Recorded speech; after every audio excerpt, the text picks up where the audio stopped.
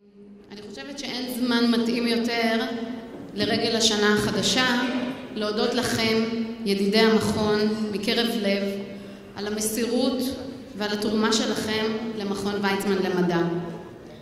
החברות שלכם באגודת הידידים משמעותית ביותר ומהווה נדבך חשוב בפעילותו של המכון, לצד אגודות הידידים הבינלאומיות שלנו. ועל כך נתונה לכם הערכתנו הכנה לאורך השנה כולה. מלבד דמי החבר והתרומה השנתית שכל אחד מהחברים משלם ושמאפשרים באמת את הפעילות הנמרצת שלנו, אני מודה לכם גם על התרומה הייחודית הנוספת של כל אחד ואחת מכם לאגודה. חלקכם בפתיחת דלתות עבור מכון ויצמן בקרב תורמים נוספים, חלקכם בהרחבת מעגל הידידים, בפתיחת ביתכם לאירוח, בפתיחת הלב ובפתיחת הכיס. ואולי זה נשמע קצת ישיר ולא הכי פוליטיקלי קורקט, אבל בדיוק לשם כך קיימת אגודת הידידים שלנו. על מנת לתמוך במחקר ובחינוך המדעי במכון ולחזק את מעמדה של מדינת ישראל באמצעות קידום המדע, הטכנולוגיה, הרפואה, התעשייה והכלכלה, ובעיקר על מנת לאפשר למדעני המכון להרחיב את הידע האנושי ואת המחקר לרווחת כולנו. מי מכם שהחליט לקראת השנה החדשה לאמץ סטודנט לאורך התואר או לתמוך באחד מהמחקרים שנערכים במכון, עומדות בפניו אפשרויות רבות ומגוונות. במכון פועלות כ-250 קבוצות מחקר שעוסקות ביותר מ-1,300 מחקרים בכל זמן נתון.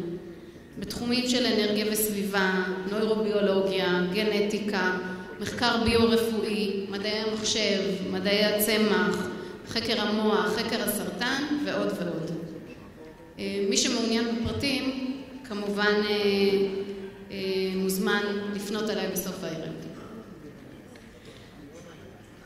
כמדי אירוע, ברצוני להודות לבנק חוץ, שנותן גם הערב את החסות, ושליווה את אגודת הידידים לאורך השנה כולה, ולשמחתנו גם ימשיך ללוות אותנו במהלך השנה הקרובה.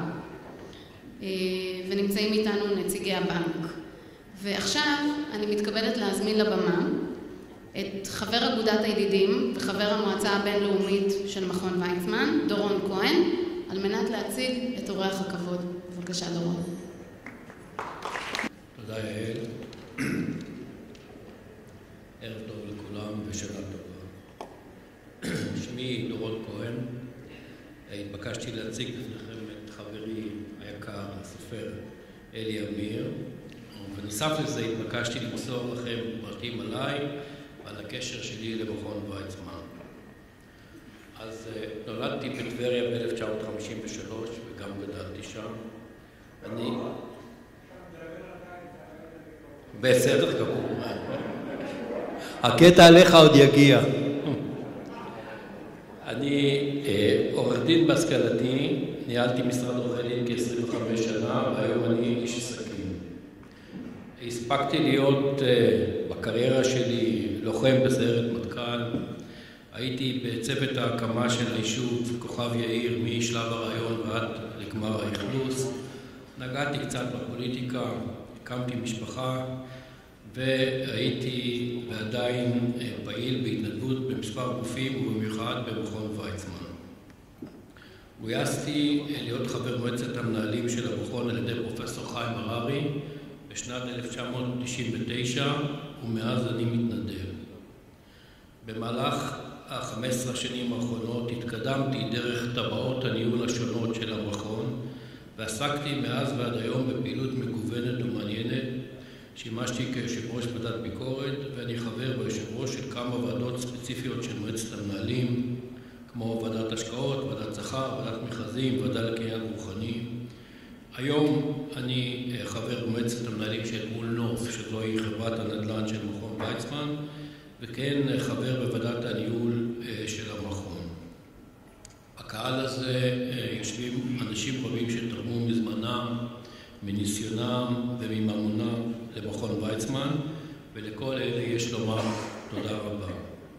אני אני רוצה דווקא לפנות לצעירים, או לכל מי שמרגיש את עצמו צעיר, מבין היושבים בעולם, ולקרוא להם להתנדב ולסייע לצורך פעילות במסגרת מכון ויצמן. יש מקום לכולם. זוהי שמורת טבע איכותית, וזוהי זכות לסייע לשימורה ולפיתוחה. בעיניי זוהי חוויית חיים, ואני ממליץ עליה באופן אישי. ועכשיו אני ארים את הכל, כי אנחנו עוברים למסמר הערב. חברי היקר, הסופר אלי אמיר. אני מרגיש שנפל כבוד גדול בחלקי להציג בפניכם איש מוכשר ומיוחד כל כך. אלי אמיר נולד בבגדד בשנת 1937, והוא נמנה כיום עם הבולטים בסופרי ישראל. מדינת ישראל, המונה היום כ9 מיליון נפש, מורכבת ברובה מאזרחים שהם בנים להורים ונכדים לסבים שנולדו במקום אחר. אלי אמיר הוא אחד הסופרים המעטים אשר מצליח ליצור לעצמו זהות ישראלית חדשה, יחד עם שימורה של זהותו הישנה. אלי אמיר הגיע לישראל משפחתו בשנת 1950, ועבר ממעברת עולים לקיבוץ משמר העמק ומשם לירושלים. את הקריירה המקצועית שלו התחיל כנער שליח במשרד ראש הממשלה, ומשם טיפס לתפקיד יועץ ראש הממשלה לוי אשכול ליחסי המדינה עם האזרחים הערבים תושבי מזרח ירושלים. את רוב פעילותו המקצועית הקדיש אלי אמיר לצרכים של צעירים ובמיוחד של עולים. בשנת 1982 התמנה למשנה למנכ"ל משרד הקליטה, יזם סדרה של רפורמות לזכויות העולים והקים את לשכת הדירוג להחזרת ישראלים. לאחר מכן כיהן כמנהל כללי של עליית הנוער וטיפל בצעירים עולים מאתיופיה, ממדינות חבר העמים, וכן בצעירים ישראלים בני השכבות החלשות. על פעילות זו זכה בפרס יגאל אלון. לפרס יגאל אלון למעשה רופא חלוצי למען החברה הישראלית. בנוסף, קיבל אלי אמיר תארים נוספים, ואל תדאגו, אני מקווה לא להחסיר אף אחד מהם. בספריו חוקר אלי אמיר בנבחי חוויותיהם של העולים מארצות ערב ובמיוחד מעיראק. הוא מתמקד בזר ובעלות טיפוסים בחברה הישראלית. מפריח היונים מתאר את מציאות חייהם של יהודי בגדד ערב עלייתם ארצה, ותרנגול כפרות, הרומן החצי ביוגרפי שלו, מסרטט את תהליך התאקלמותו של נער יהודי עיראקי בקיבוץ. ספריו המתארים בפרוטרוט את השקפת עולמם של מהגרים לפני העלייה לישראל ולאחריה, נכללים היום בתוכנית הלימודים הרשמית של משרד החינוך. אלי אמיר נודע במאמציו לקידום דו-שיח בין סופרים ישראלים ופלסטינים, ובזכות פעילותו זו נבחר בשנת 1993 לייצג את ישראל בוועדה הרב-צדדית לנושא הפליטים. אלי אמיר הוא חתן פרס מקסיקו לספרות יהודית בשנת 1985 ופרס ראש הממשלה ליצירה בשנת 2002.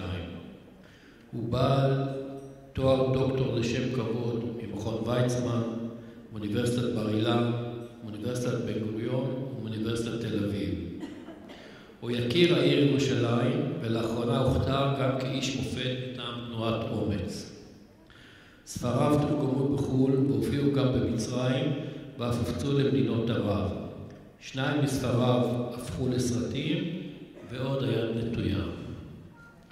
אלי אמיר נודע בהרצאות המעניינות, ואני משוכנע שאנחנו עתידים לשמוע הערב אחת מההרצאות המעניינות האלה.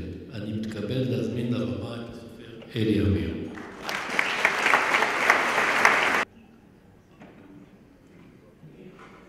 מוריי ורבותיי, ערב טוב, שומעים? דורון, על מי דיברת הנה על דינה? מי זה האיש הזה שדיברת עליו? הוא נשמע לי זקן. יש לי בחדר שלי תמונת לסה פסה, שאיתה יצאנו מעיראק. זו התמונה היחידה ששרדה, כי כל השאר החרימו בשדה התעופה. הצילום הזה, אני יושב במרכז, עם חליפה 2 טורים, רק עם פיג'מה או לא, וסביבי אחיי ואחיותיי. ואני לא צריך להגיד לכם, אנחנו נראים שם 6 אחים ואחיות כל כך יפים. הגדלתי את התמונה, תליתי אותה מול שולחן העבודה שלי. כל יום אני רואה אותה 30-40 פעם. מכיוון שזה לא הספיק לי, תליתי עוד אקזמפלר בספרייה, ששם אני נמצא הרבה. זה אני, דורון, בן 12. יש לי בעיה פעמיים ביום, שאני הולך להתגלח, אני מסתכל ואני אומר מי זה? ולמה הוא צריך להתגלח אחרי הגיע הזמנו? הנה התחלנו בבגדד. בגדד הייתה מלאה מפרחי יונים. ישנו בקיץ כמה חודשים, כי החום היה בלתי נסבל, ואז לא היו כמובן מזגנים וכו' וכו'. וכל ערב ראינו את להקות היונים מעופפות מעל הגגות של בגדד. מחזה מקסים. עכשיו, כל להקה שאפה לגדול, דהיינו, לגנוב קצת יונים מלהקה אחרת. זו הייתה כל החוכמה. היונים, מגדלי היונים, מפריחי היונים, פסולים לעדות. הם גם פנטזיונרים. מלאים פנטזיות וחלומות. ובעיראק של שנות ה-40 במאה שעברה, היו המון פנטזיונרים. למשל, הייתה מחתרת קומוניסטית. בין מנהיגיה היו יהודים עיראקים, ש2 מהם נתלו. הייתה להם פנטזיה להציל את עיראק מהשלטון המלוכני, מהרשע, לכונן בה שלטון אחר, כמו שהיה נהוג באותה תקופה. הייתה קבוצת פנטזיונרים שנייה, התנועה הציונית. 1942 הוקמה תנועת מחתרת. גם היא פנטזה שתעלה את היהודים כולם ארצה. אחרי זה אני אגיד מילה מי ניצח בסופו של דבר. הייתה תנועת פנטזיונרים של המוסלמים לגרש את הבריטים מעיראק. הייתה תנועה פנטזיונרית אחרת, להוריד את המלך ולהרוג אותו. וככה וככה, ושיעים וקורדים, והעיר הססגונית הזאת, כל שבוע, כל יום שבת, הפגנות, כל היום בשער הראשי, הרחוב המרכזי, ואני הייתי הולך לכל ההפגנות, להסתכל. ההפגנות שבהם החזירו את החיילים העיראקים שנלחמו בארץ בארונות קבורה, ההפגנות שבהם החזירו את החיילים שנהרגו על ידי מולה מוסטפא ברזני הכורדי, שכבר אז נלחם להקים מדינה, גם זה היה בשבת, וכל העיר הייתה צורחת, אצבחו יהוד, אצבחו לקרב, תהרגו את אלה, תהרגו את אלה. זאת בגדד של ילדותי.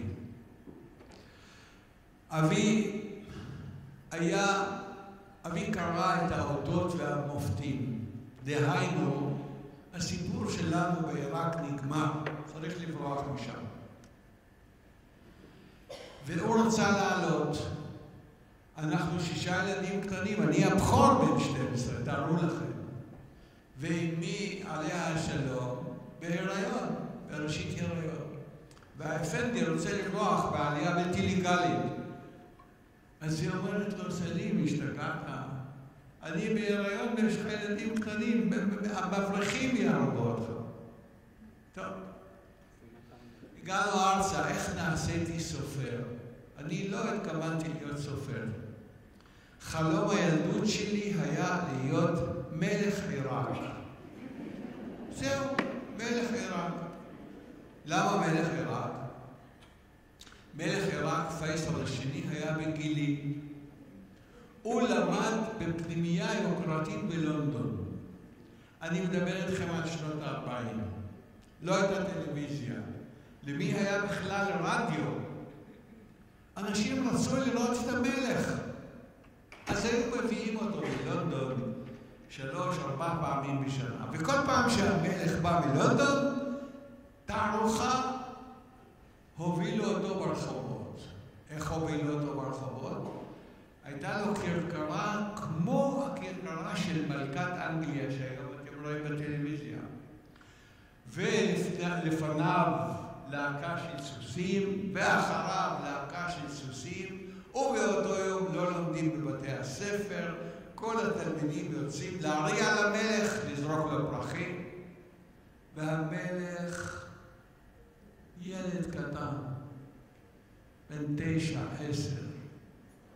רזה ומצומק, על ראשו כובע נוצות בגובה של הר, על החזה שלו כל המדליות מתקופת נפוליאון והלאה. והמסכן הזה יושב בקצה הכרכרה לבד. אחת לכמה מאות מטרים היה מרים את היד, עושה תנועה פלגמטית, וכל הרחוב היה שורק, ואנחנו היינו מעיפים לו את הפרחים, יחי המלך, יחי המלך. פעם, פעמיים, 3, 4, נמאס לי.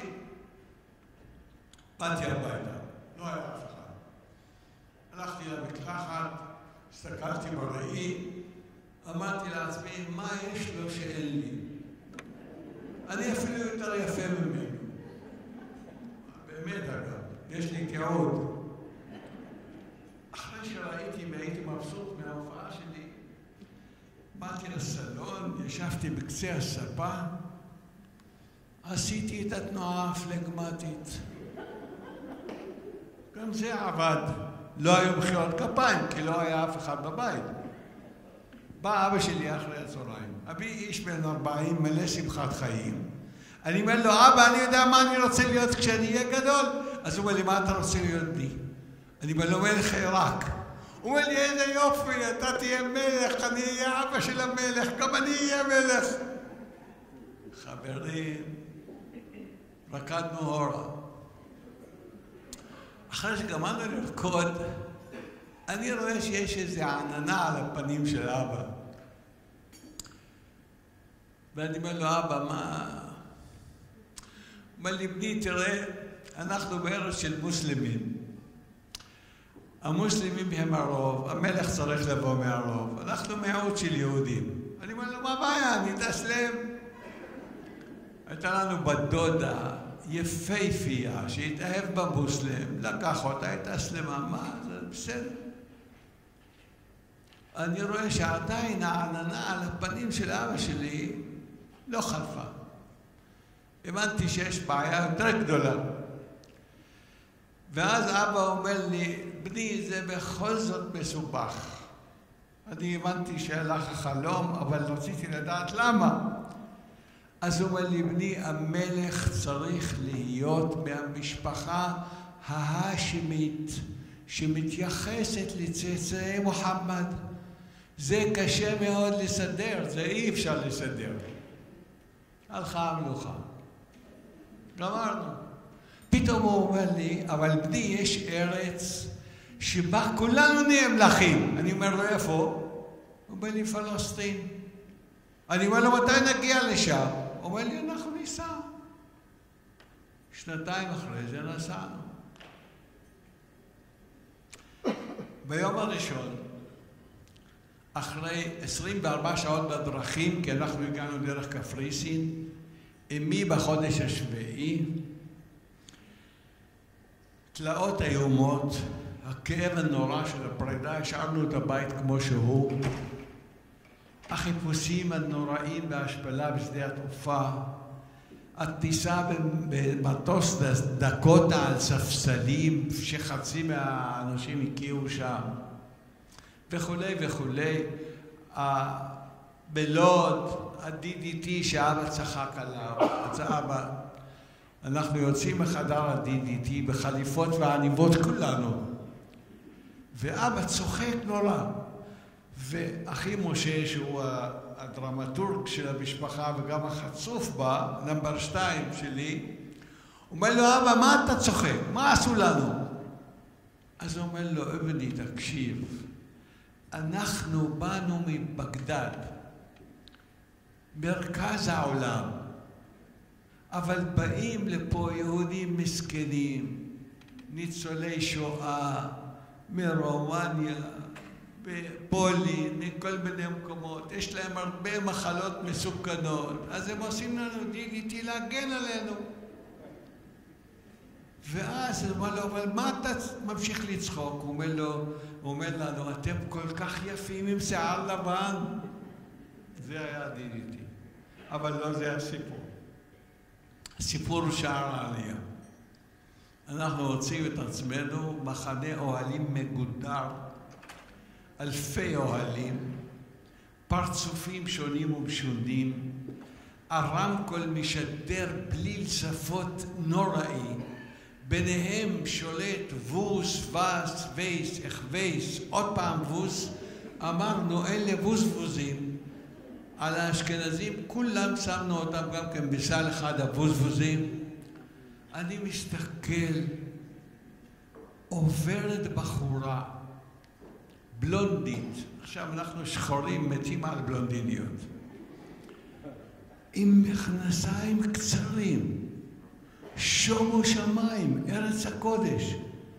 אני מכסה את העיניים, אסור לראות. אבל כל יום רואים שוקיים כאלה זהובות, יא אללה.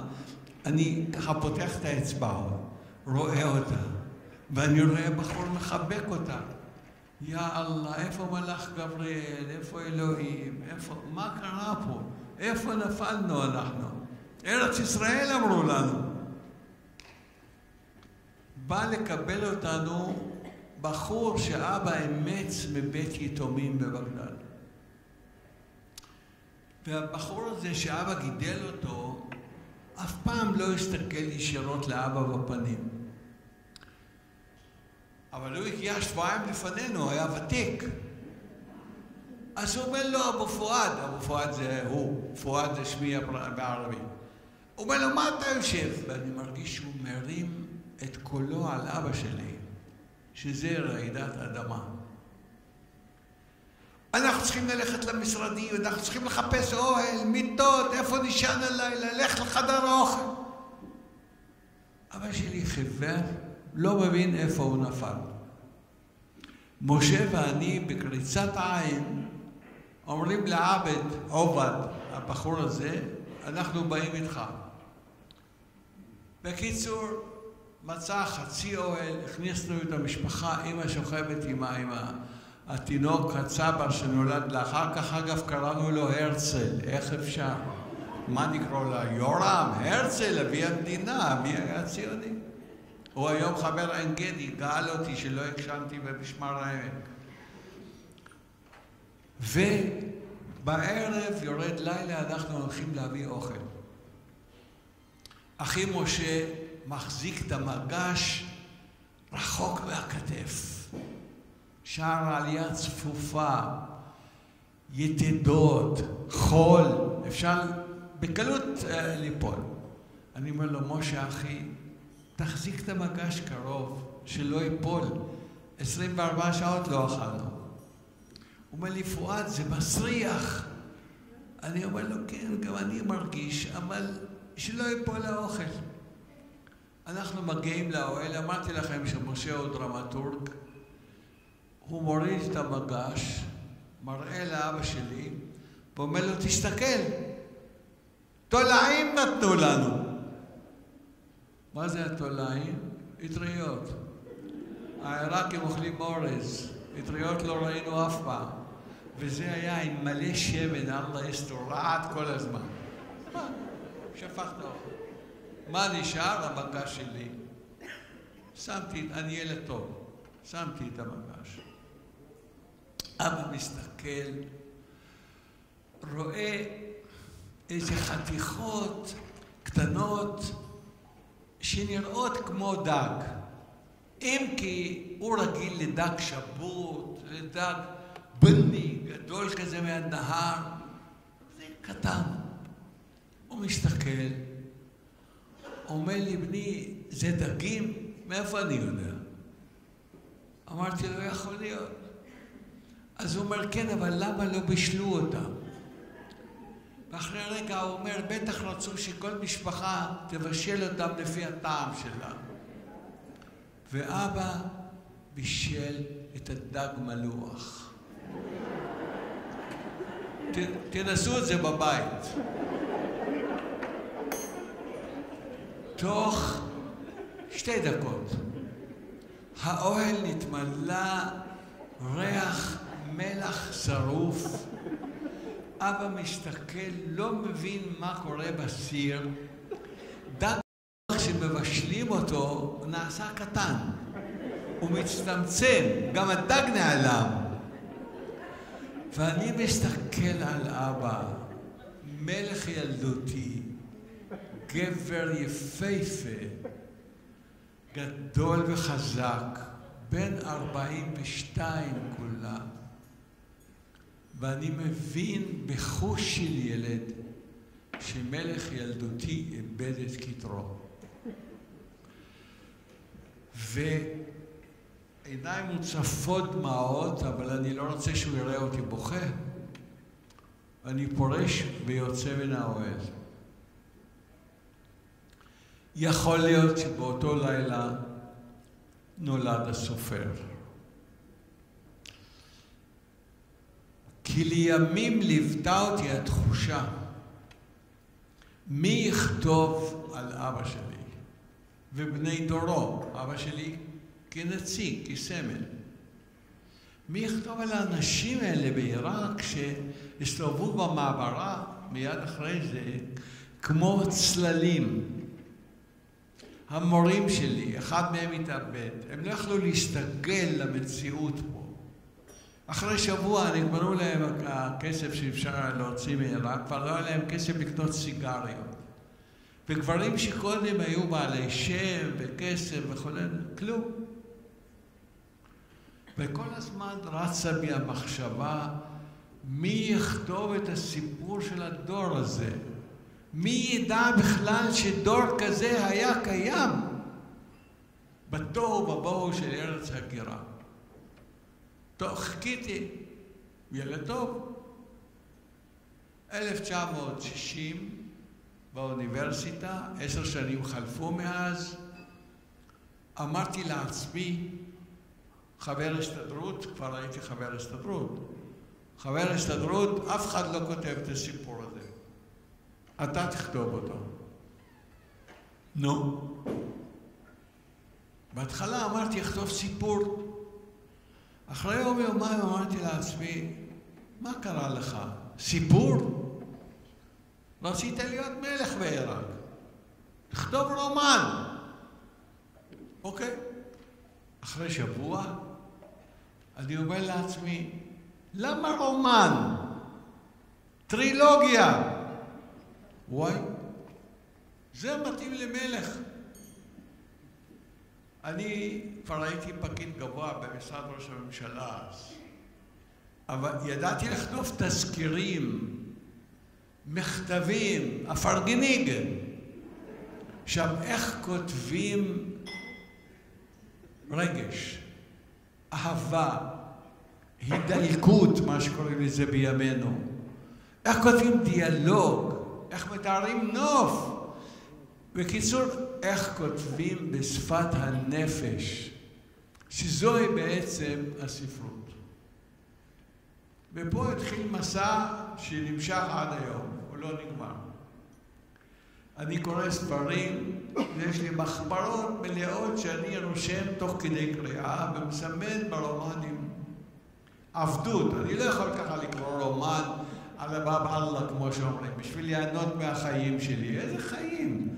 ללמוד איך כותבים אחרים, מה החוכמה שבדבר, איך בונים סיפור, איך בונים את התשבץ האדיר הזה של רומן. טרילוגיה, אפנדי רוצה לכתוב. מה יהיה בטרילוגיה? בגדד. מי אנחנו? נשים כרטיס ביקור, במחילה מכבודכם לאשכנזים הפורים בעמי הארצות, שלא יודעים עלינו כלום, שתטעו אותנו מתחת לאדמה, שקראו לנו ערבים יהודים, שהשפה שלנו מונוטונית, ריקודי הבטן, ריקודים של זונות, המוזיקה מונוטונית גם כן, כלום. כרטיס ביקור. מי אנחנו? איפה נולדנו? מה עשינו? יהדות עיראק המפוארת הזאת, שנתנה לעולם ולעם היהודי את התלמוד הבבלי, את ספרות הגאונים, את כרכי השאלות והתשובות לאורך הדורות, את הרומן המודרני הראשון שנכתב בעיראק, את קובץ הסיפורים הראשון שנכתב בעיראק, את הזמרת הלאומית שלה, את כל התזמורת הפילהרמונית סו-קולד של עיראק, חוץ מהמתופף כולם יהודים, את גדולי הקומפוזיטורים שלה. אני לא מדבר על מסחר ותעשייה ועושר ובנקים, זה מובן לכם, ורואי חשבון, אתם יודעים את העיראקים, כן? פה. כלום. מי יודע עלינו משהו? שמי פואד אליאס חלאסצ'י. תנסו להגיד את השם. מי תתחתן איתי? איזה אשכנזייה תשמע פואד אליאס חלאסצ'י. מי זה? אתם יודעים מה זה חלאסצ'י? אתם יודעים איזה שידוך יכולתי לקבל בבגדד? פה גורדישט, מה? איך? מי אנחנו? החלק השני של הטרילוגיה, סיפור עליית הנוער, משמר העמק, עולה חדש שרוצה להיות סבא, מת להיות כמוהם. באיזה מערכת קונפליקטים הוא נכנס? הסיפור השלישי, הפרק השלישי, יסמין, לימים יסמין, לא ידעתי אז את השמות של הרומנים, מה קרה לאותו נער שלנו שהתחיל בעיראק, ועכשיו הוא בגר פה, לאן הוא מצליח להגיע. מפריח היונים מוסרט. וקרה פה משהו, אני בטוח שחלק מכם ראה את הסרט. וקרה פה משהו מדהים. אנחנו החלטנו שהספר ידבר ערבית יהודית שלנו. היידיש שלנו, שהיא אגב ותיקה ב-1500 שנה מהיידיש, כן? שעד עכשיו חובבים אספו 10,000 פתגמים מהשפה העשירה המדהימה הזאת. זו שפה שמתנגנת בראש. אני חולם עליה, אני מדבר איתה. החלום שלי היה לאהוב אישה בערבית עיראקית. התחתנתי עם אישה שלא יודעת ערבית עיראקית. מה יהיה איתי? השפה הזאת הלכה. פתאום אנחנו מחליטים, ניסים דיין ואני, הציע לנו את זה שחקנית, אהובה קרן שהיא שיחקה את תפקיד האם ערבית. חבר'ה, זה מהפכה. זה מהפכה. מטורף מי שעושה את זה. גם פה וגם בעולם. אני אומר לניסים דיין, בכלל, ניסים ואני לא הייתה בינינו אי הסכמה שהסרט ידבר ערבית. אני הצגתי לו שאלה, אמרתי לו, ניסים, תשמע, יש לנו מספיק שחקנים עיראקים לתפקידים הראשונים שמדברים ערבית עיראקית, אחרת איך נצא מזה? התחלנו לשים על הנייר את שמות השחקנים, יש. אני אומר לו, רגע, מה יהיה עם הילדים? הוא אומר, ילמדו. אמרתי לו, יאללה. אנחנו לא העלינו בדעתנו. א', שהסרט יצליח במידה כזאת, 250,000 איש לא הולך ברגל בארץ. 250,000 צופים.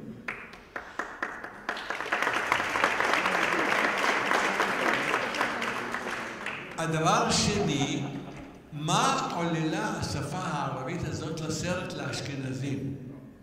תכף אספר לכם.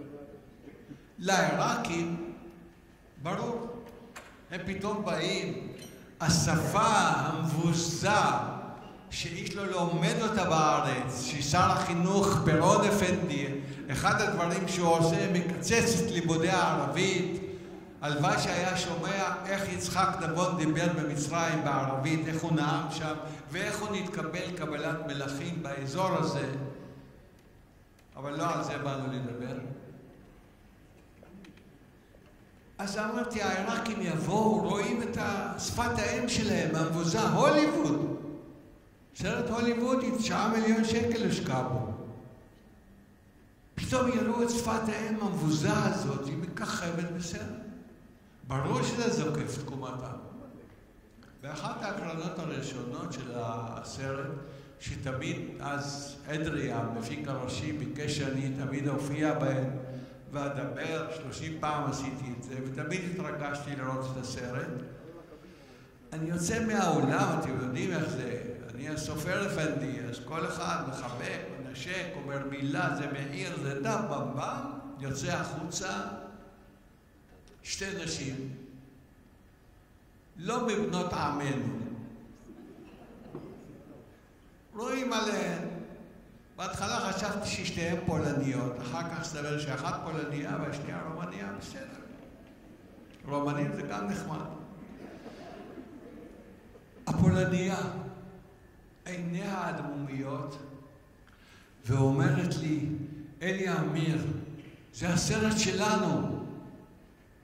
אני מסתכל עליה, ואני אומר בלב, הנה על אבו אבוקי, גם זה שלכם.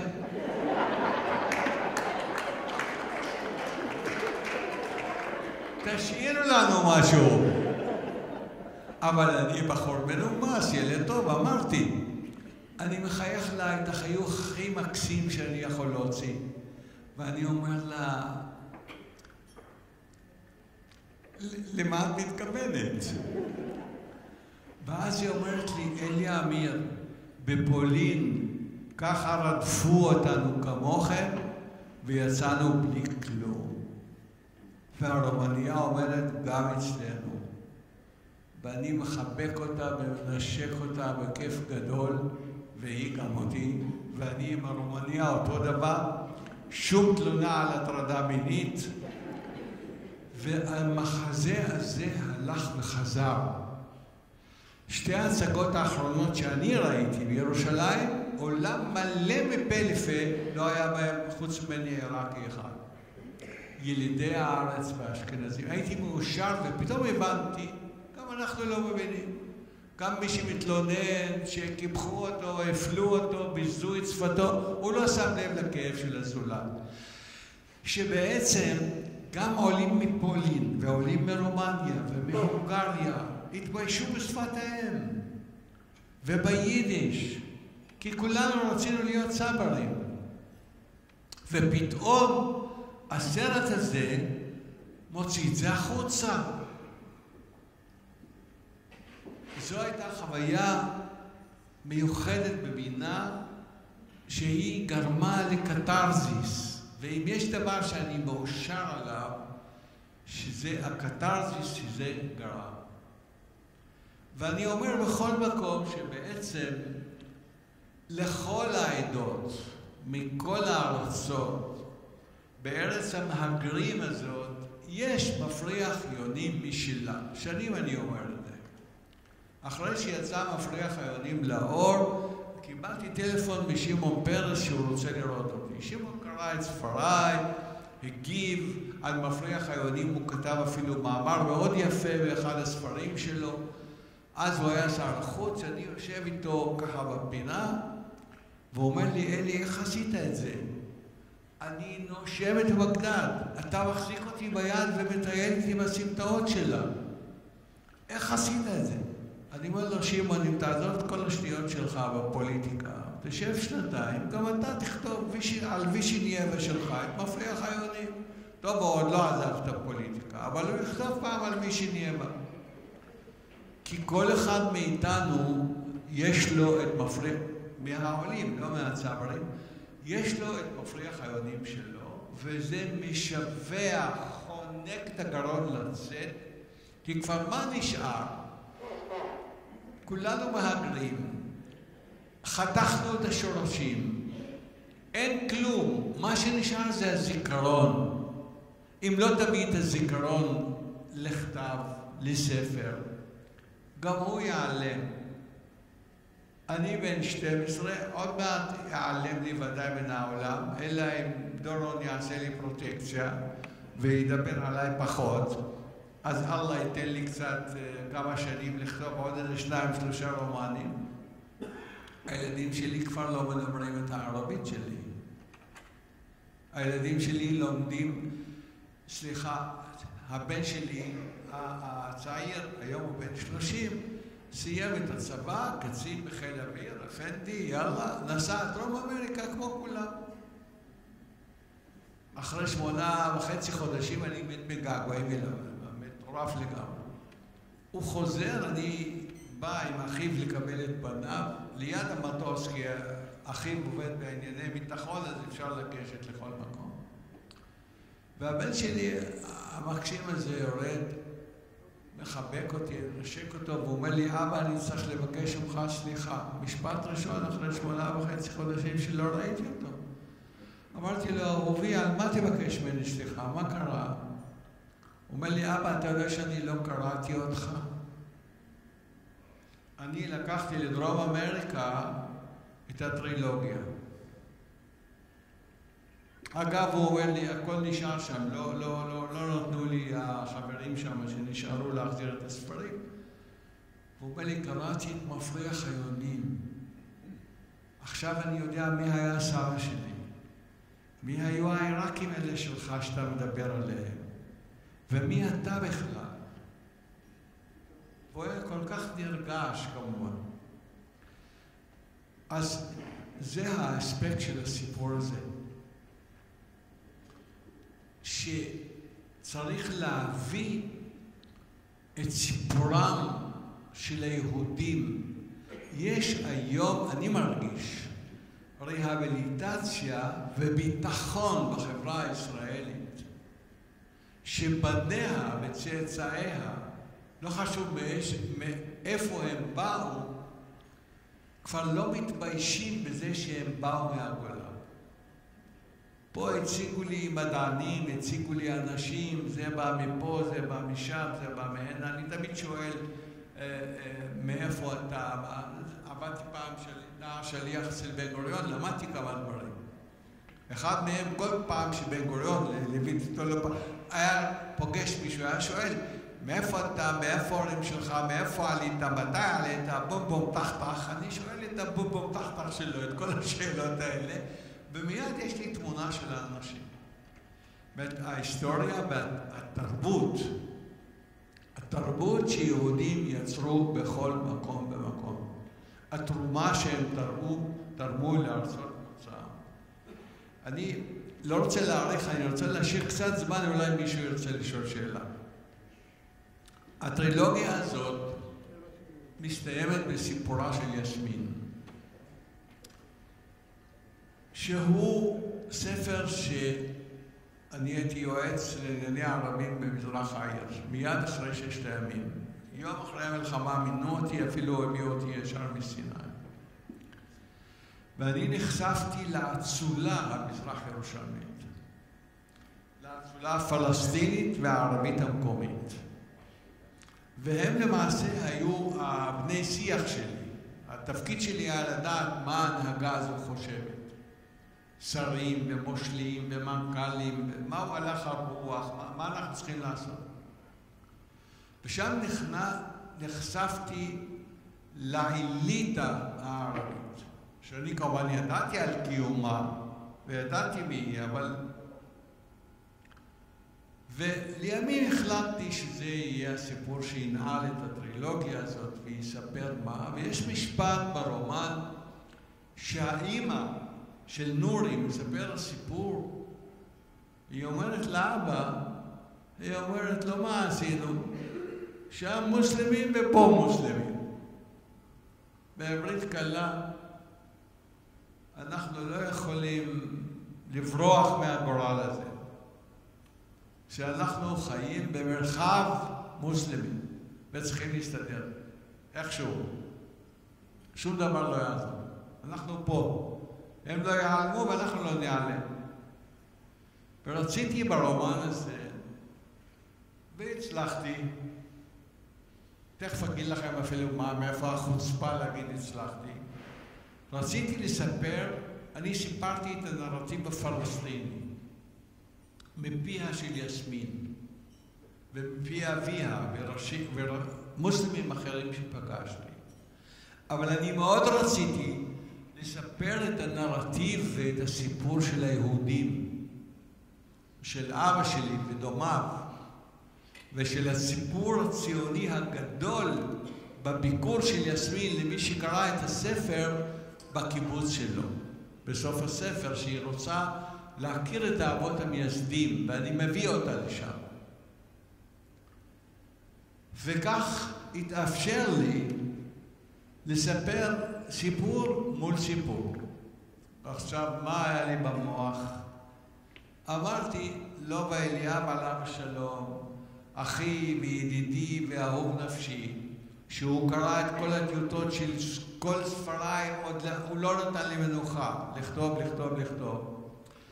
אז יסמין, הוא קרא עוד את הטיוטה הראשונה, ומיד אמר לי, אלי, תשמע, זה ספר שילך בעולם. זה ספר שיתורגם להמון שפות. וכך קרה. זה גם תורגם לערבית, טורקית, אזרבייג'נית, אני לא מדבר על השפות המפורסמות הגדולות ההן. ואמרתי בליבי, תשמע, בזכות הסיפור הפלסטיני שתספר שזה פופולרי לכתוב על פלסטינים. הם גם יקראו את הסיפור הישראלי. ולפחות שקוראים הגונים בתוך הרומן, כן? ידעו להעמיד את הסיפורים זה מול זה.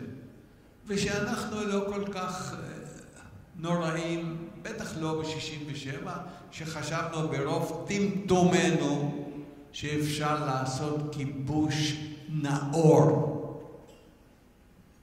קדחת, כיבוש נאור. אני כבר אז ראיתי את הכיבוש הנאור. איך פקידים ישראלים ואחרים התעמרו בפלסטינים במקום, ולא ידעו להתייחס אליהם בכבוד. והסיפור הזה נועל את הסיפור הראשון, מפריח היונים, שהוא מתחיל בחיפושים שבאים באישון לילה. זה סיפור אמיתי, קרה למשפחה שלי, אסרו את הדוד שלי, אסרו את אבא שלי, שבאו לחפש נשק ודברים בשפה העברית. והרומן מסתיים בסיפור הערבי שכאן, במעגל החיים שאנחנו מסתובבים בו. חברים יקרים, אני פטפטן לא קטן, זה מסורת הערבית. אז אם אני לא יודע להציב לעצמי גבולות, תלך ארוחת הערב. עכשיו אני נותן לכם זמן לשאול שאלות אם אתם רוצים, ואני אשמח מאוד לענות לכם. תודה רבה.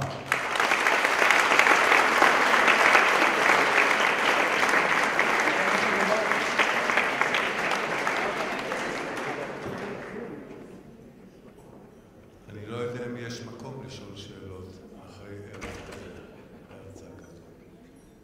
אם יש מישהו שבכל זאת, אז אנחנו רוצים להודות לסופר אלי עניות. אני מבקש להזמין את פרופסור דניאל זייפמן לברך את ברכת השנה החדשה, ואחר כך נצא לארוחה.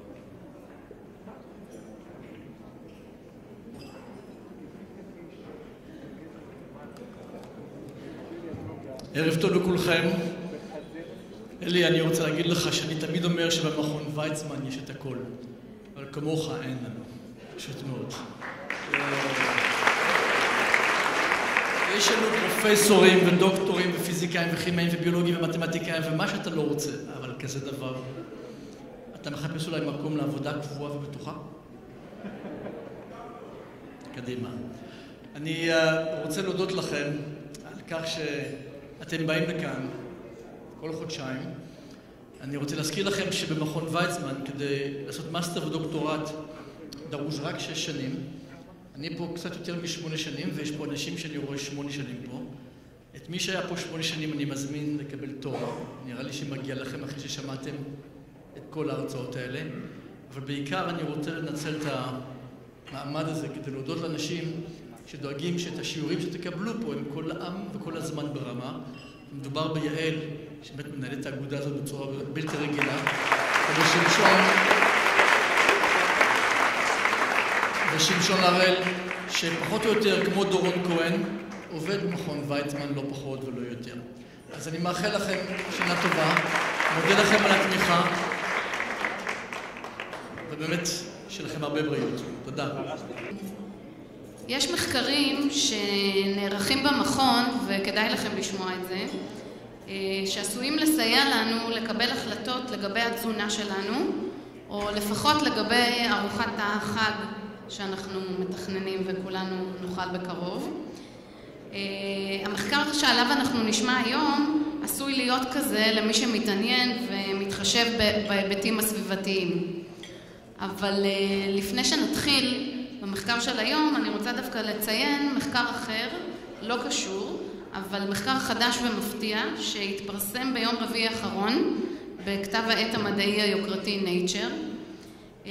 מחקר שצפוי לעורר סערה בשוק העצום של תחליפי הסוכר, לאחר שגילה שממתיקים מלאכותיים דווקא גורמים להשמנה ולסכרת, ובעצם גורמים לאותן הבעיות שהם נועדו מלכתחילה למנוע. מי שקרא את זה, אני מתארת לעצמי שככה קצת הופתע. מי שמוביל את המחקר הזה במכון זה דוקטור ערן אלינב, שנתמך על ידי משפחת אונגר, יעל ורמי, שהם גם חברים אצלנו פה באגודת הידידים, לא נמצאים אמנם הערב, אבל מי שכן נמצא הערב זה חבר אגודת הידידים יעקב אלינב, שהוא אבא של ערן אלינב. איפה אתה, יעקב? ועכשיו אני אציג את המדען שגם אבא שלו נמצא איתנו כאן הערב. אז דוקטור רון מילו נולד בחיפה והתחיל את הקריירה המדעית שלו כבר בגיל 15, כשהוא זכה באולימפיאדה הארצית לפיזיקה בשנת 1990. ב-96 הוא קיבל תואר בהצטיינות בפיזיקה ובמתמטיקה מהאוניברסיטה העברית בירושלים, במסגרת תוכנית תלפיות, וכעבור 3 שנים קיבל תואר שני בהנדסת חשמל מאוניברסיטת תל אביב. לאחר מכן המשיך ללימודי דוקטורט במעבדה של פרופסור אורי אלון במכון ויצמן, ואת הפוסט-דוקטורט שלו עשה רון באוניברסיטת הרווארד, וב-2008 הוא הצטרף למחלקה למדעי הצמח שבמכון ויצמן. בזמנו הפנוי הוא מטייל בארץ ומנגן במפוחית. אני לא יודעת אם בו זמנית, אבל אני מזמינה את רון לבמה, בבקשה. ערב טוב לכולם. אז האמת שלפעמים גם בו זמנית, אבל אני חייב לדעת שברוב הזמן הפנוי שלי אני בעיקר עוזר לגדל את 2 הבנות של אשתי ושלי, את גפן ויערה, ואני במקביל מנסה גם להספיק לטייל וליהנות. אז ערב טוב לכולם. מה שאני אנסה לספר לכם זה על מחקר שהתחלנו במעבדה בעצם כשחזרתי למכון מהתקופה שבילינו בארצות הברית, אז זה בעצם כבר לפני משהו כמו 6 שנים. והמחקר הזה הוא מחקר בעצם שאנחנו עושים במקביל לעוד מחקר. אז אני במחלקה למדעי הצמח והסביבה, ומתעניינים הרבה בשאלות שקשורות לאיך עובדים צמחים, איך מייצרים לנו את המזון שנהנינו ממנו בארוחת הערב לא מזמן. והאמת היא שכמו לימדו אותי, נגיד כשהייתי בתוכנית תלפיות, אז תמיד אמרו לנו שמעבר ללבוא ולנסות להסתכל על איך אנחנו מנסים לפתור את הבעיה הקונקרטית, תמיד ככה חפרו לנו בראש לבוא ולהסתכל על התמונה הגדולה. לבוא ולנסות להבין מעבר לאיך אתה פותר את הבעיה הקונקרטית הזו. נגיד במעבדה שלי עובדים מאוד מאוד קשה להבין איך צמחים עובדים, כדי שיהיה לנו יבולים יותר גדולים וכן הלאה. באו ואמרו לנו, צריך לבוא לנסות גם להבין את התמונה הגדולה, וזה בעצם מתחבר למחקר שאני אספר לכם עליו היום, שאנחנו מנסים לבוא ולהבין בעצם את המחיר הסביבתי של המזון שאנחנו אוכלים. אני אגיד שכשאני הולך לדבר על מחיר, אז זה לא הולך להיות מחיר מוניטרי, לא כמה כסף, אלא זה הולך להיות המחיר הסביבתי. כשאני מדבר על מחיר סביבתי, אני מתכוון לכמה קרקע, כמה מים, כמה גזי חממה אנחנו מוציאים לאטמוספירה, ובעצם אנחנו רוצים לבוא ולהיות מסוגלים לבוא ולנתח את זה. אז בעצם מכאן אני אתחיל, ובעצם כשבאים ומסתכלים על הדברים האלה, הדבר הראשון שאתה למד, כשאתה בא ומתחיל להסתכל על המחיר הסביבתי של מזון, אתה בעצם רואה שהמחיר הוא מאוד גדול.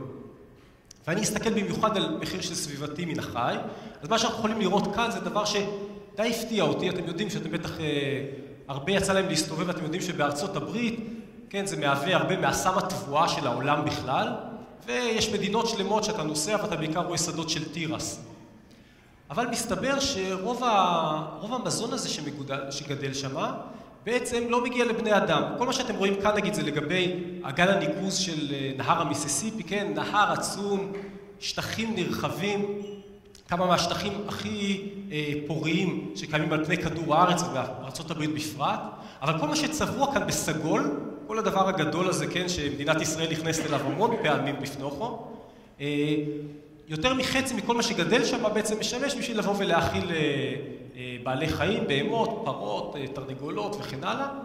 ובעצם כל האוכל העצום הזה שגדל לא מגיע בסוף אלינו ישירות, אלא עובר בתוך התהליך של ייצור המזון דרך בעלי חיים. ואני הייתי מאוד מעוניין לדעת מה המחיר הזה ולנסות לבוא להשוות בין דברים בצורה, מה שנקרא, קונטטטיבית, דרך המספרים. כשבדרך אנחנו יודעים שבעצם זו תופעה שקיימת על פני כל כדור הארץ, יותר משליש משטח כדור הארץ משמש בשביל לגדל את המזון הזה לבעלי חיים. זה לא רק עניין של שטח, זה גם עניין של עוד כל מיני משאבים. לדוגמה, כשמסתכלים מה קורה לשימוש באנטיביוטיקה, רוב האנטיביוטיקה שאנחנו משתמשים בה לא משמשת בשביל בני אדם, אלא משמשת בשביל בעלי חיים. וגם כשאנחנו מסתכלים על הפליטה של גזי חממה לאטמוספירה, גם כן יוצא שבצורה חלק מאוד מאוד גדול מגיע בייצור המזון שלנו. ואנחנו בעצם באנו ושאלנו את השאלה, אנחנו רוצים לבוא ולדעת, אוקיי, כמה ועל מה מדובר, והאם כל המוצרי מזון בעצם יש להם את אותו מחיר או מחיר שונה. ובעצם באנו והתחלנו מהשאלה הזאת, כן, כמו ששואלים אותנו הרבה פעמים, בקר או עוף. אז אנחנו רוצים לבוא ולדעת, להיות מסוגלים, לבוא ולשאול, מה המחיר הסביבתי כשאני רוצה לבוא ולאכול, אני יודע, מאיזשהו סטייק מצוין, ואני נהנה מאוד גם מלאכול בקר וגם מלאכול עוף, וגם נהניתי מהקרפצ'ו שהיה כאן בהתחלה, אבל אני מאוד סקרן לבוא ולדעת גם, האם אני יכול לדעת, אם ככה אכפת לי לבוא וגם להכניס את השיקולים, לא רק כמה זה עולה או מי מגיש לי את זה, אלא גם מה זה עושה לכדור הארץ, אני רוצה לדעת מה יהיו המשמעויות. וכשאנחנו באים לבוא ולעשות את זה, אתם יודעים ככה, מדי פעם אתה נתקל בכל מיני דברים כאלה שנכתבים בכל מיני מקומות, אבל אנחנו בתור מדענים באנו והלכנו ואמרנו, אוקיי, לא מספיק לי שקראתי איזה משהו כזה שכתוב בניו יורק טיימס או באקונומיסט, אני רוצה לבוא ולדעת באמת על מה הוא מבוסס. הופתעתי מאוד, אפילו שזה דבר שמדי פעם הופיע בכל מיני עיתונים ובכל מיני ספרים שיצא לי לקרוא, אתה בא ומחפש בעצם מאיפה זה מגיע, כמו שמדענים אומרים, מה הרפרנס, מאיפה הרפרנס של זה, ואתה רואה שזה הולך אחורה ואחורה, אתה מגיע לכל מיני דברים שקרו בשנות ה-60, מחקרים שככה ניסו לבוא ולעשות את הדברים, אתה רואה שהרבה פעמים הדברים הם לא כמותיים, אלא זה איזשהם ככה טענות שניתנו בלי לשים מספרים מאחוריהם, ואתם יודעים, הרבה דברים קרו מאז שנות ה-60 בעולם, ואנחנו רוצים לבוא ולהיות מסוגלים לבוא ולהבין את זה בצורה כמה שיותר נכונה. אז איך באנו וניגשנו לזה? אז בעצם זה מאמץ שאנחנו עושים אותו כבר לאורך זמן. אנחנו באמת התמקדנו בשוק האמריקאי. למה? כי ארצות הברית, מדינה גדולה, משק מה שנקרא קרוב למשק אוטרקי. כלומר, משק שסגור על עצמו, מבחינה זו שיש מידע מאוד מאוד טוב, ושאת רוב המזון שאוכלים שמה מגדלים בארצות הברית. יש לנו מידע מאוד מאוד טוב, גם כולל מה מייצאים ומה מייבאים. ואפשר לבוא ולהיעזר בזה כדי לבוא לעשות ניתוח שבעצם הוא מאוד מאוד מורכב ומכיל המון המון רכיבים. מה נכנס לתוך כזה תהליך? מצד אחד אנחנו עוברים דרך לבוא ולדעת כמה אוכל, כמה מספור צריך לבוא ולהאכיל כל סוג של בעל חיים. ואנחנו מסתכלים על מה שקשור לבשר עוף, לבשר חזיר, לבקר, כמו גם לביצים שאנחנו נהנים מהם ולחלב. אז זה חלק אחד שנכנס לתוך החישוב הזה. דבר שני זה מה המחיר הסביבתי. אז אנחנו מסתכלים באמת כמה קרקע צריך בשביל לבוא ולגדל את זה. כמה מים צריך בשביל לבוא ולגדל את זה. ואנחנו משלבים את זה עם המחיר הסביבתי כדי לדעת עבור כל יחידה של צריכה, של מה שאנחנו בסוף נבוא ונבחר לאכול, בשביל זה צריך לבוא ולדעת מה באמת נאכל, וגם על זה יש מידע בארצות הברית, אתה ניגש שם ואתה יכול לקבל אינפורמציה מאוד מאוד מדוקדקת לגבי מה נאכל וכמה הפסד היה ממתי שקנית את זה בסופר לכמה שבסוף בישלו בבית, וזה באמת ככה גן עדן למדענים שרוצים לבוא ולנתח את הדברים בצורה כמה שיותר מפורטת. ומה שאנחנו יכולים לבוא וללמוד מזה ולנתח, זה לבוא ולראות משהו שאני אעשה, כן, כמובן שמאחורי כל זה יש אוסף של חישובים ותהליכים שאני חוסך מכם כרגע, אבל אני חושב שהתמונה הבאה אולי יכולה לבוא לתת איזושהי תחושה לגבי הדבר הזה. מה שאתם יכולים לראות כאן, זה את התהליך שקורה לכל המזון שמגודל בארצות הברית לטובת זה, וזה כמו שאמרנו, אחוז מאוד מאוד גדול, למעשה רוב מה שמגודל בארצות הברית עובר דרך הדבר הזה, הוא מתחיל בתור מה שאתם רואים כאן, בתור תירס, בתור מקורות אחרים, בתור חיטה, בתור כל מיני מקורות שמשמשים בשביל להזין את בעלי החיים שלנו. ומה שאתם יכולים לראות כאן, מצד שמאל לצד ימין, זה את המעבר של מה קורה לקלוריות האלה, לאנרגיה שיש במזון, כשעוברים מזה שאתה מגדל את זה בשדה, לזה שבסוף זה נאכל על ידי בעלי חיים, ובסוף נאכל על ידינו אותם בעלי חיים. אז הנה, מה אנחנו יכולים לראות כאן? אנחנו רואים שאנחנו מתחילים מכל הכמות הזאת. ואתם יכולים לראות בדרך כמה נאכל על ידי כל סוג בעלי חיים, כן, זה על ידי חזיר, על ידי עוף, על ידי עבור עופות לייצור של ביצים ועבור בשר בקר. וכאן אתם יכולים לראות דבר מעניין שמראה משהו על היעילות של התהליך. אפשר לראות כמה מתוך הקלוריות שבאנו והכנסנו פנימה, כמה קלוריות בסוף הגיעו אלינו, בני אדם שצורכים את זה בארוחת הערב, בארוחת הצהריים, בארוחת החג. כמה קלוריות בסוף נאכלות על ידי בני אדם, וכל מה שאתם יכולים לבוא ולראות שיורד כאן כלפי מטה, כל החלק הזה, מה זה בעצם? זה בעצם היעילות המרה של אותם תהליכים, של אותם מכונות שמייצרות את המזון שלנו, זה הלוס שקורה בדרך, האובדן שקורה בדרך, בייצור הקלוריות שלנו. כמו שאתם יכולים לראות, זה לא מעט. אז כשאנחנו מסתכלים על הדבר הזה, אנחנו רואים שבייצור של ביצים מצליחים להגיע ליעילות של עד כ-16%, בעוד שבכיוון השני, כשאנחנו אוכלים בשר בקר, היעילות של התהליך היא משהו כמו 3%. כלומר, מכל 100 קלוריות שבאנו וגידלנו באיזה שדה באיואה, בסוף אנחנו זוכים לצרוך משהו כמו 3 קלוריות. כשאנחנו באים וניגשים לבוא ולעשות את זה, דרך אגב, אתם לא רואים כאן דגים, כשרוצים לבוא ולנתח דגים, הרוב קורה בתהליכים עוד יותר מורכבים, המון סוגים, ולכן לא נכנסנו אליהם יותר לעומק. אנחנו רוצים לבוא ולגשת עכשיו ולחבר את זה לכל מנה של מזון שאנחנו בסוף רוצים לבוא וליהנות ממנה. אז בואו, אני רוצה להראות לכם איך נראות התוצאות שאנחנו באים וניגשים לבוא ולעשות כזה ניתוח. אז קודם כל, התוצאה הכללית שאנחנו רואים, זה שבעצם כשאני רוצה לבוא ולהשוות בין סוגי בשר שונים, לא כל סוגי הבשר הם אותו דבר, מבחינת מה שזה עולה לסביבה אם תרצו. בשר בקר דורש בערך פי 10 יותר משאבים. אתם יכולים לראות את זה כאן, כשאני בא ומסתכל נגיד מבחינת משאבי הקרקע. אז מה שאתם רואים כאן זה כמה קרקע נדרשת על מנת לייצר מגה קלוריה. מגה קלוריה זה 1,000 קילו קלוריות, זה בערך ככה איזה מנת סטייק מכובד שאפשר לאכול באיזושהי ארוחה גדולה. ואפשר לראות כמה מטרים במשך שנה דרושים לטובת זה. ואנחנו באים ועושים את הניתוח הזה, כשאנחנו משווים בין מוצרי חלב, בין בשר בקר, בין עוף, חזיר וביצים. אתם יכולים לבוא ולראות שבמקרה הזה עוף, חזיר וביצים, הכמות קלוריות היא די דומה, אבל כשרוצים לבוא ולהסתכל מה המחיר הסביבתי עבור צריכה של אותה כמות קלוריות מבשר בקר, אז כן, אם אתם רואים שכאן המספרים נעים סביב 3 מטרים שאומרים להיות מוקדשים, מטרים רבועים שמוקדשים לזה במשך שנה שלמה, כאן אנחנו נעים עד משהו שמספר שמגיע ל-150, כלומר זה it shoots out, זה מגיע, אני יודע מה, לא יכולנו להכניס את זה לתוך הגרף, זה הרבה יותר גדול ממה שאפשר לבוא ולראות בתוך התמונה הזאת.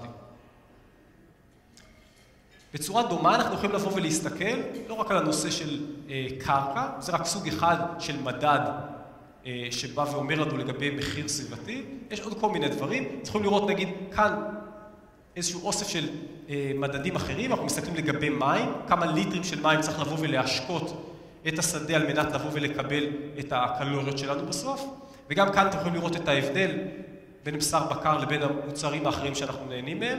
אפשר לראות את פליטות גזי החממה, ואפשר לראות NR זה אותו דשן שאנחנו באים ושמים על השדות, והדשן הזה בסוף מגיע, נגיד אם ראינו בקודם את המפה של נהר המיסיסיפי, כל זה מוביל לתוך מפרץ מקסיקו, ושם יש אזור שלם שידוע כבר מזה שנים, שהפך להיות מה שנקרא dead zone, אזור שבו לצערנו כבר הדגים לא יכולים לחיות, כי כל הזיהום הזה שבא וזורם פנימה, גורם לזה שיש תופעות של פריחות של כל מיני עצות וחיידקים, שגורמים לזה שנגמר החמצן בתוך כל עמודת המים, כתוצאה מזה כבר אין אפשרות לבוא ליצורים ימיים כמו דגים לבוא ולחיות שם יותר. אז זה בעצם נותן לנו איזשהו שיקוף של כמה משאבים היו צריכים לבוא ולהיכנס לזה. אני חייב לבוא ולהגיד ככה בהקשר להרצאה של אלי אמיר קודם לגבי החיבור לשורשים, אז סבא וסבתא שלי הגיעו לכפר סבא והקימו שם משק, שבמשק שלהם היה להם גם פרות וגם עד יום מותו של סבי היה להם לול תרנגולות שגידלו ביצים. וכשאני כמובן, שגדלתי אחרי זה בכפר סבא, התעסקתי עם דברים אחרים, לא כל כך הכרתי את זה, סבי נפטר כשהייתי צעיר, והרבה פעמים שאני עבדתי על המחקר הזה, אמרתי לעצמי, יש פה כל מיני דברים שאני צריך לבוא ולהבין ולשאול, אני בא ומוצא את המומחים להתייעץ איתם, קורא הרבה, אין בעיה, אפשר תמיד לבוא וללמוד ולהכיר, אבל אני אומר, כל מיני שאלות פה שאני צריך לבוא ולהבין עד הסוף, הייתי יכול לבוא ולשאול את סבא שלי, וכמה זה יכול להיות מעניין לעשות את ההיכרות הזה וללמוד מהניסיון שלו. את הדבר הזה, דרך אגב, שאנחנו רוצים לבוא ולהשוות את המחירים האלה, אנחנו יכולים לבוא ולחבר למה בעצם בסוף נאכל בארצות הברית. אז מה שאתם יכולים לראות כאן, זה את החלוקה של הקלוריות שנצרכות בארצות הברית מן החי, ואפשר לבוא ולראות שעל אף שהמחיר הסביבתי, כן, מה שאתם רואים פה באדום, או כל מה שקשור לחלב, זה המקומות שיש יחסית הרבה מחיר סביבתי, זה גם המקום שבו יחסית נאכלות רוב הקלוריות. כלומר, כשאתה בא ומסתכל על הבחירה שאנחנו עושים היום מבחינת מאיפה אנחנו מקבלים את הקלוריות שלנו ועל מה המחירים הסביבתיים, אנחנו רואים שהדברים הם לא כאלה שעושים מינימיזציה, או לא כאלה שהם הכי מיטביים לסביבה. דבר אחד שהיה לי מפתיע כשבאתי והסתכלתי על זה, זה גם שמסתכלים על המחיר הסביבתי של חלב, אנחנו רואים שהמחיר הסביבתי של חלב הוא בעצם די דומה למחיר הסביבתי של עוף, או של סוגי בשר שהם לא בקר, שזה דבר שאני אישית כשנכנסנו למחקר הזה לא ציפיתי לו. לאחרונה פרסמנו את המאמר, ואני חייב להודות שכבר יצא לי לפרסם ככה כמה וכמה מאמרים. התגובות שקיבלתי בעקבות המאמר הזה והעניין שהיה בו היה הרבה מעבר למה שיצא לי לחוות בעבר. ככה מהר מאוד היו רעיונות בכל מיני כתבי עת, טלוויזיה, רדיו, וזה היה לי מאוד מעניין כי למדתי כמה דברים. דבר אחד, למדתי שהסטודנטים שלי יכולים לגלות קשרים על כל מיני חברים שלהם שהם טיילו איתם, אני יודע מה, חברים מאירופה שטיילו איתם במזרח, או כל דברים כאלה. מהר מאוד, תוך איזה 24 שעות מאז שפרסמנו את המאמר, התחילו לקבל דרך כל מיני רשתות ודרך כל מיני אתרים, נגיד כמו האתר הזה, שאני לא שמעתי עליו מעולם לפני כן, IFL Science, מסתבר שזה ראשי תיבות של I fucking love science. מסתבר שיש אתר כזה שאני לא שמעתי עליו מעולם, שהוא מאוד פופולרי לכל מי שאוהב מדע, ותוך 24 שעות זה הגיע למצב שהיו שם 90,000 שרים בפייסבוק, שזה אומר שאנשים בחרו לבוא ולהעביר את המאמר הזה לכל החברים שלהם בפייסבוק, וככה זה הגיע לסטודנטים שלי במעבדה שעובדים על דברים אחרים, וככה שמעו בעצם על העבודה שאנחנו עשינו. אז מצד אחד זה מראה את הכוח של איך האינפורמציה זורמת היום, אבל האמת שאני חייב להגיד גם שלפני שפרסמנו את זה, אני די דאגתי, כי ידעתי שהבעיה פה היא בעיה סבוכה. זה לא איזה משהו שאני בדרך כלל יכול לבוא ולחקור במעבדה, ואנחנו מתעסקים הרבה במחקרים במעבדה, בביולוגיה מולקולרית, ששם אני יכול ממש לדעת בדיוק מה תכננתי, יש לי בדיוק את הבקרות על הניסוי. כאן זה תיאור של מה קורה בעולם האמיתי, בשטחים עצומים, דברים מאוד מאוד מורכבים, אין תשובה אחת מאוד מאוד פשוטה. אנחנו עשינו הכי טוב שיכולנו, באנו ובאמת ככה, מעבר למאמר, יש שם עשרות עמודים נוספים של איך עשינו את החישובים ומה עומד מאחורי זה. ובאמת ראיתי שבאיזשהו מקום זה עובד, וזה אמר לי משהו שמאוד שמחתי לגבי השיטה המדעית. כן, מיד אחרי זה קיבלנו כל מיני הערות, יצא לי לעשות שיחות עם מישהו, נציג מגדלי בקר האנגוס בארצות הברית, כל מיני חוואים מכל מיני מדינות בארצות הברית, שהיה להם כל מיני שאלות לגבי זה. אבל מה שראיתי זה שהדיון הזה, שהרבה פעמים יכול להיות כמובן מאוד אמוציונלי, הרבה אנשים יש להם כל מיני אידיאולוגיות כאלה ואחרות לגבי העניין, אבל כאן אנחנו עוסקים בשאלה מדעית, כשאני בא ומציג את המספרים, אז באמת כל הדיון היה מאוד ענייני, מאוד כזה שהם באים ושואלים שאלות, אפשר לבוא ולהפנות אותם לאיך בדיוק ניגשנו לזה, משהו שהראה לי שאפשר לבוא ולקחת את הדיון ולבוא ולעשות אותו בצורה שאנחנו יכולים באמת בצורה רציונלית לגשת לזה.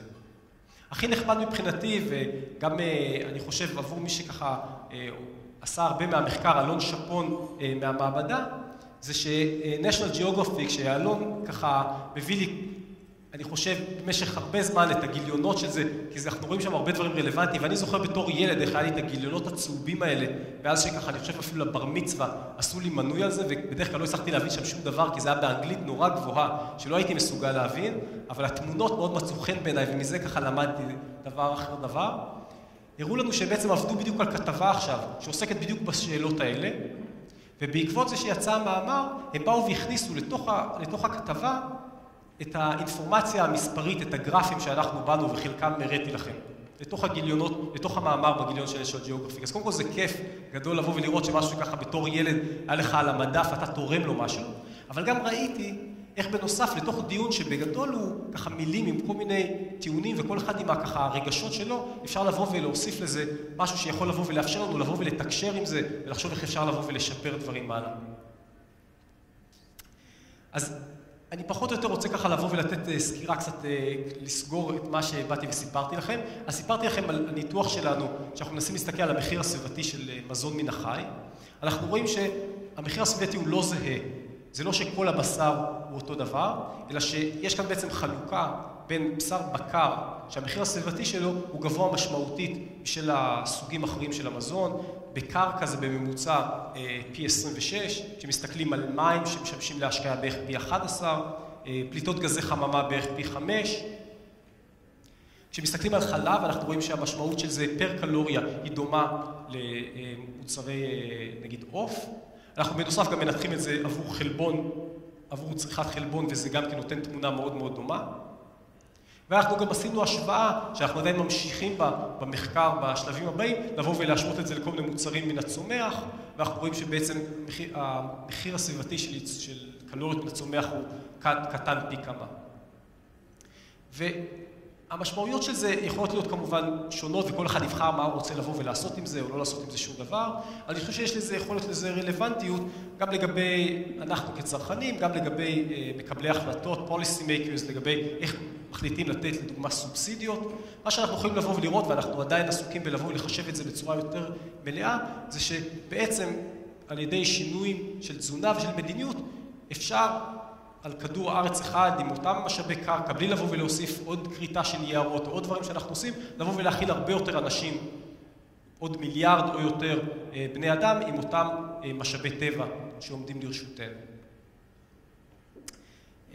זה מה שרציתי ככה לספר לכם בקצרה לפני שכולנו נהנים מהקינוח. העבודה הזו שאנחנו עמלים עליה נעשית במכון בשיתוף פעולה בינלאומי. אם כשאתם באים לראות את סיור הששיות או מה שהולכים לבוא ולעשות במכון, אתם מוזמנים גם לבוא ולבקר במעבדה. תוכלו לפגוש את אלון, שמוביל הרבה מהמחקר הזה במסגרת הדוקטורט שלו.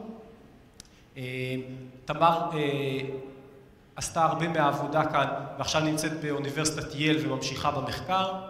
את המחקר אנחנו עושים בשיתוף פעולה מאוד הדוק עם גדעון אשל, שהוא פרופסור באפסטייט ניו יורק, ויש לו הרבה רקע, עוד מהזמן שהוא בעצמו עבד ככה בשיפולי רמת הגולן בתור קיבוצניק וגידל פרות במרעה, אז יש לו גם הרבה תוספת לזה ובתור מדען שמה. ותודה רבה לכם על ההקשבה.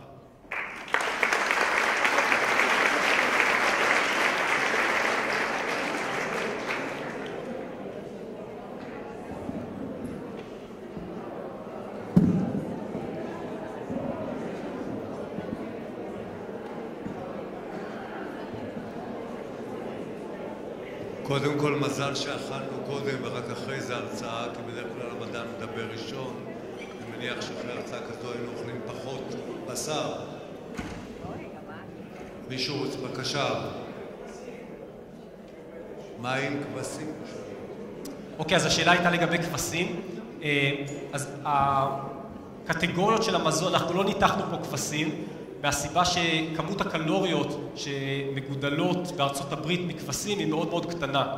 אנחנו בעצם כיסינו 97% מהקלוריות מן החי בארצות הברית, אז באמת עיזים, כבשים לא נכנסו לפה, אפילו שבאנו לשים את התיקונים בחישובים, אבל לא הצגנו את התוצאות. זו כמות מאוד מאוד קטנה שם, רלוונטי כמובן יותר לישראל ולכמה מקומות אחרים. בבקשה.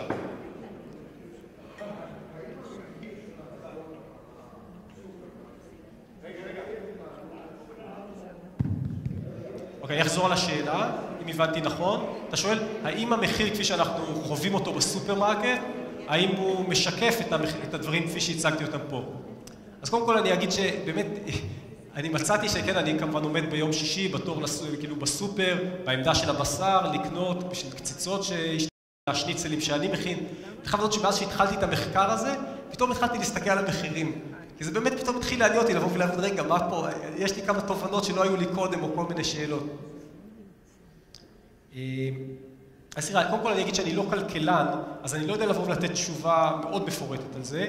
כל התחום הזה של המחירים הסביבתיים ומה המשמעויות הסביבתיות, זה חלק ממה שמכונה externalities.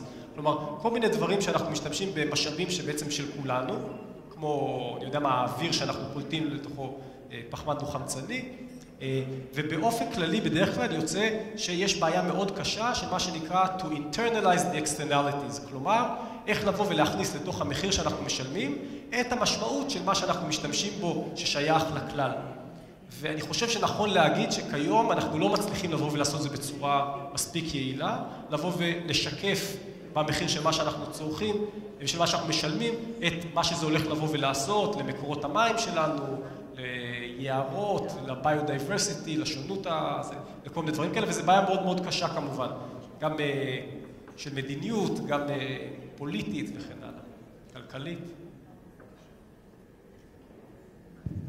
אתה תיארת את הדברים אחרי הכתבה, יש שם מאמר הופיע, כאילו פרגונים מהתקשורת וכו'. אתה רוצה להגיד לי שלא קם שום לובי נגדך?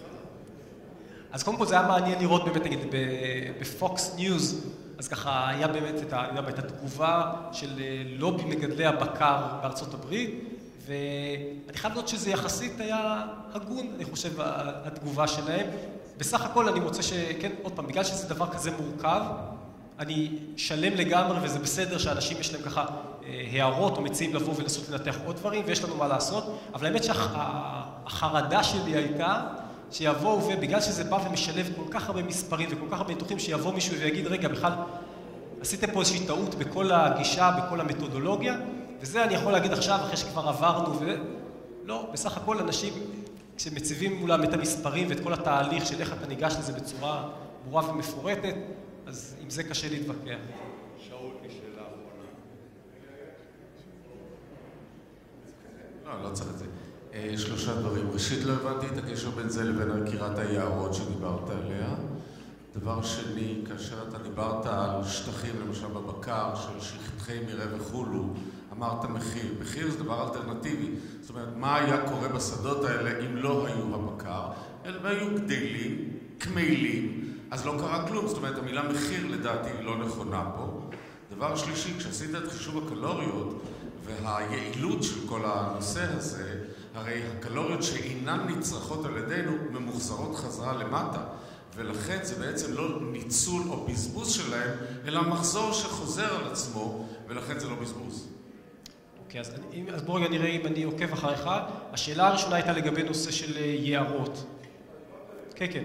אז אני הזכרתי את זה, ובאמת מה שקורה זה שאחד הגורמים המשמעותיים, הדרייברים המשמעותיים לבירוע שטחים, זה לא רק קריטה, זה בירוע, הרבה פעמים זה דרך שריפות וכן הלאה, של יערות, הוא בשביל לבוא ולגדל, הרבה פעמים בשביל גידול של סויה, או כל מיני דברים אחרים, בעיקר גם בדרום אמריקה וגם במקומות נוספים. אז זה פשוט האינפורמציה והסטטיסטיקה כפי שנעשית, והגורם מאוד משמעותי זה בשביל ייצור המזון בשביל בקר, המספור בשביל בקר. שאלה שנייה.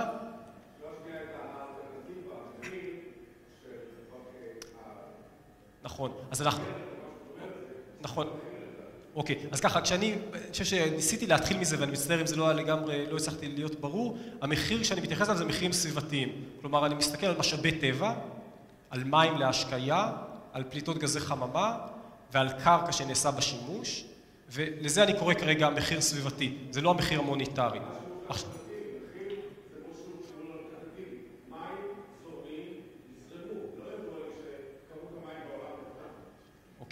אז ככה, קודם כל מבחינת המקורות של המים, אני לא מדבר עכשיו על מים של גשם, אלא מים שאנחנו שואבים מנהרות, מאגמים, אז בעיקרון השימוש האלטרנטיבי, הרבה פעמים יש שימוש שמשתמשים בו בכל מיני מקומות לצרכים של בני אדם, ויש מקומות בארצות הברית שזה מגביל, כמו אני יודע מה, באזור קליפורניה יש בעיה רצינית גם מבחינת האקוויפרים וגם מבחינת הזרימה של נהרות שהיום לא מגיעים עד לשפח שלהם. לגבי נושא של שימוש אלטרנטיבי, כלומר אותם פרטילייזר שבאים ומשתמשים, אז כמובן זה גורם את הנזק שלו. מבחינת הנושא של אדמה, אז שם אתה צודק שצריך להפריד, אני חושב, בין שני סוגי קרקע, ואנחנו עושים את זה. אדמה חקלאית ואדמה שמשמשת מה שנקרא pasture או grazing, שזה שטחים מאוד מאוד גדולים, בעיקר נגיד סביב הרי הרוקיז, במערב ארצות הברית שטחים מאוד מאוד גדולים. ואנחנו עושים את ההפרדה בין הרכיב הזה לרכיב הזה.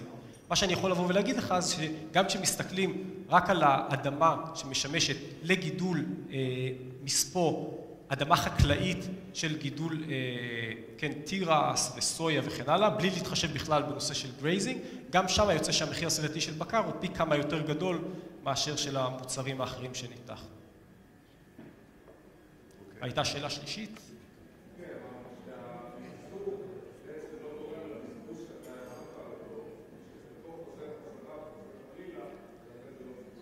אוקיי, אז האמת שאני חייב לדעת שאני לא לגמרי מבין למה הכוונה שם, אז אולי...